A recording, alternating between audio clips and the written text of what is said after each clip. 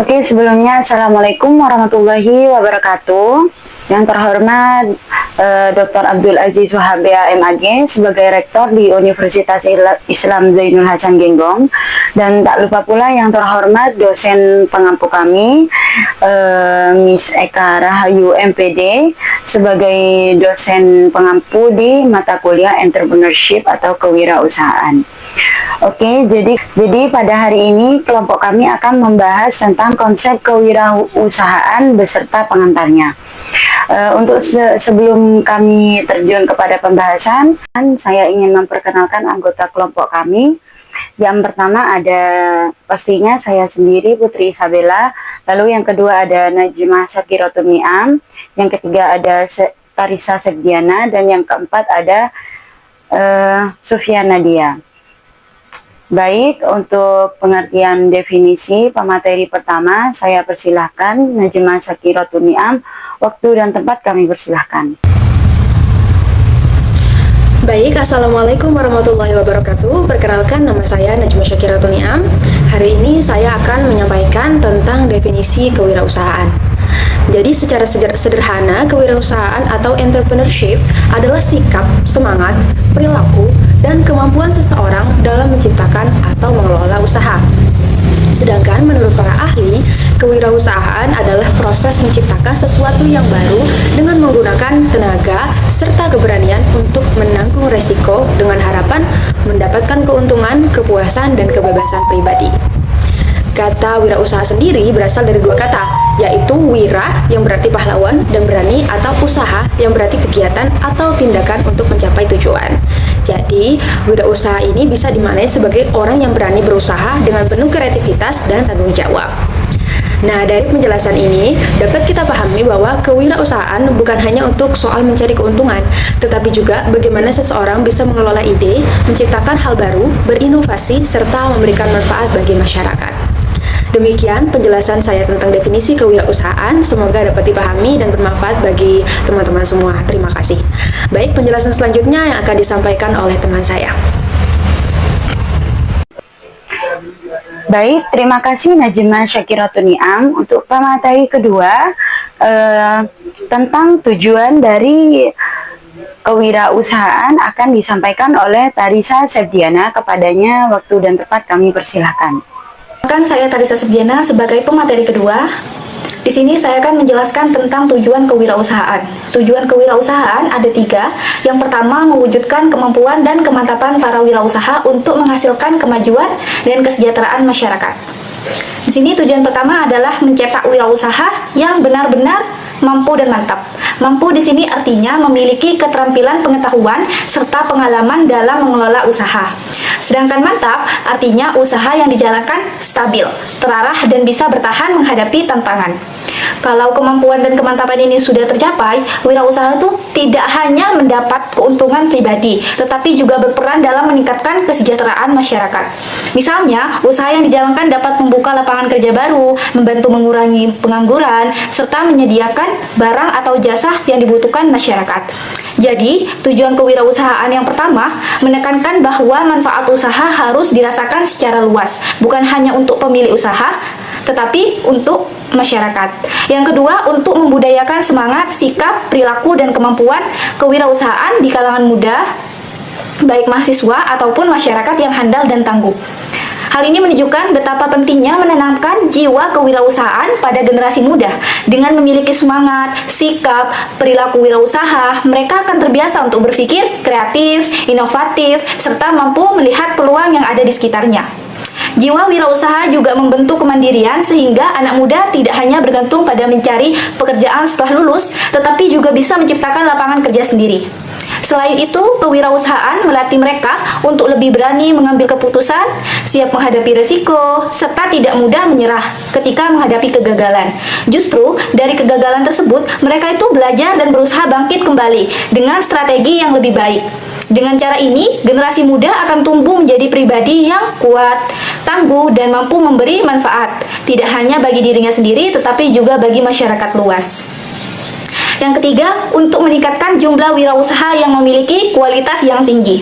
Maksudnya di sini adalah mendorong agar wirausaha yang ada tidak hanya banyak jumlahnya, tetapi juga benar-benar memiliki kualitas. Yang artinya mereka itu perlu dibekali dengan kemampuan manajemen yang baik, wawasan yang luas, serta keterampilan untuk berinovasi.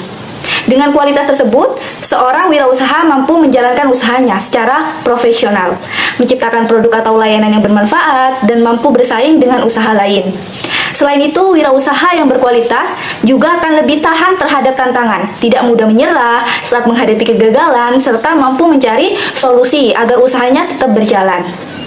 Dampaknya bukan hanya pada keberhasilan pribadi, tetapi juga pada masyarakat sekitar, karena dapat membuka lapangan pekerjaan, meningkatkan perekonomian, dan memberi inspirasi bagi generasi muda lainnya. Oke, cukup sekian penjelasan yang dapat saya sampaikan mengenai tujuan kewirausahaan. Mohon maaf apabila terdapat kekurangan, dan terima kasih atas perhatiannya. Wassalamualaikum warahmatullahi wabarakatuh.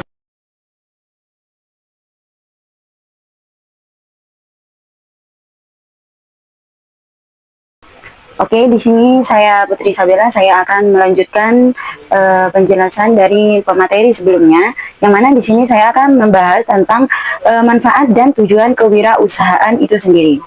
Jadi ada beberapa manfaat dari kewirausahaan, yaitu yang pertama, menambah daya tampung tenaga kerja hingga dapat mengurangi pengangguran di Indonesia.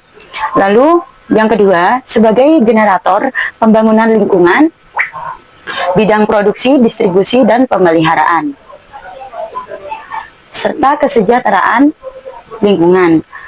Lalu yang ketiga, menjadi contoh bagi anggota masyarakat lain sebagai pribadi unggul yang patut dicontoh, diteladani, karena seorang wirausahawan itu adalah orang yang terpuji, jujur, berani, hidup, dan tidak merugikan orang lain. Lalu yang keempat, selalu menghormati hukum dan peraturan yang berlaku, berusaha selalu menjaga dan membangun lingkungan. Selanjutnya, berusaha memberi bantuan kepada orang lain dan pembangunan sosial sesuai dengan kemampuan. Berusaha mendidik karyawannya menjadi mandiri, disiplin, tekun dalam menghadapi pekerjaan. Dan memberikan contoh bagaimana kita harus bekerja keras dan tidak melupakan perintah-perintah agama. Serta menerapkan pola hidup yang efisien, tidak berfoya-foya, tidak suka buang-buang uang untuk barang-barang yang tidak perlu, atau bisa dikatakan pengeluaran dana impulsif seperti itu. Lalu memelihara keserasian lingkungan baik dalam pergaulan maupun kebersihan lingkungan dan karir.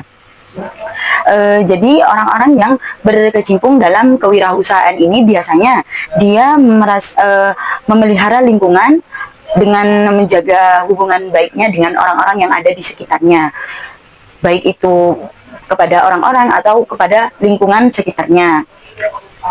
Seperti itu. Mungkin itu saja penjelasan saya tentang manfaat dari kewirausahaan. Selanjutnya, penjelasan selanjutnya akan dilanjutkan oleh teman saya. Assalamualaikum warahmatullahi wabarakatuh. Saya Sufia Nadia dari Prodi TBI. Di sini saya akan menjelaskan tentang proses kewirausahaan. Itu proses kewirausahaan melibatkan beberapa tahap yang penting untuk mencapai kesuksesan dalam berbisnis. Proses perintisan dan pengembangan kewirausahaan ini digambarkan oleh Big Graph dengan urutan langkah-langkah berikut.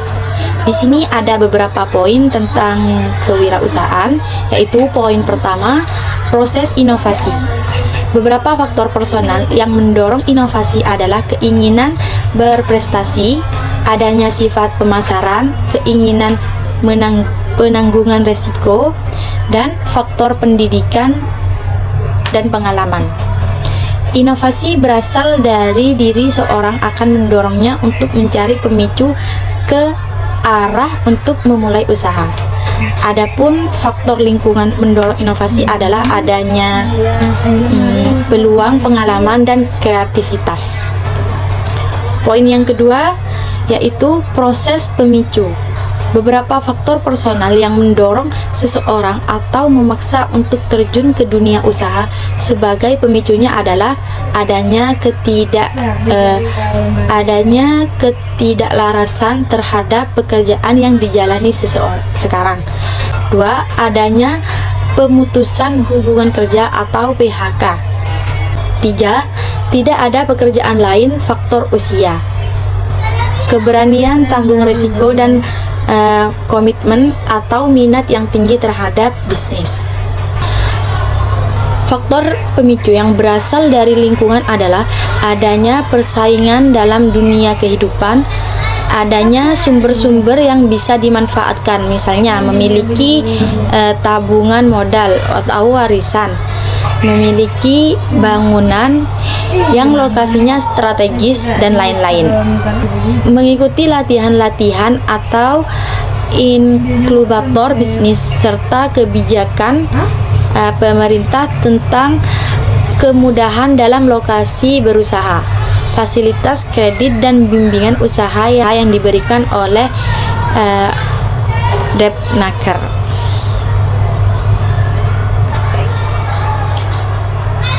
Faktor sosial logikal yang menjadi pemicu pelaksanaan bisnis adalah adanya hubungan atau relasi dalam usaha, adanya tim yang dapat diajak bekerja sama, dan adanya dorongan dari orang tua untuk membuka usaha, adanya bantuan keluarga dalam berbagai kemudahan, dan adanya pengalaman dalam dunia bisnis sebelumnya.